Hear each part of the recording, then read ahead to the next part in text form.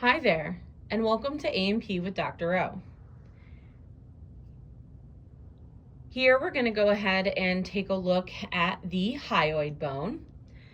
The hyoid bone is going to support the tongue. To me, it's a U-shaped bone. That's one way I kind of remember the hyoid bone, is it's U-shaped. And it has these little teeth on it. To me, they kind of look like little vampire teeth.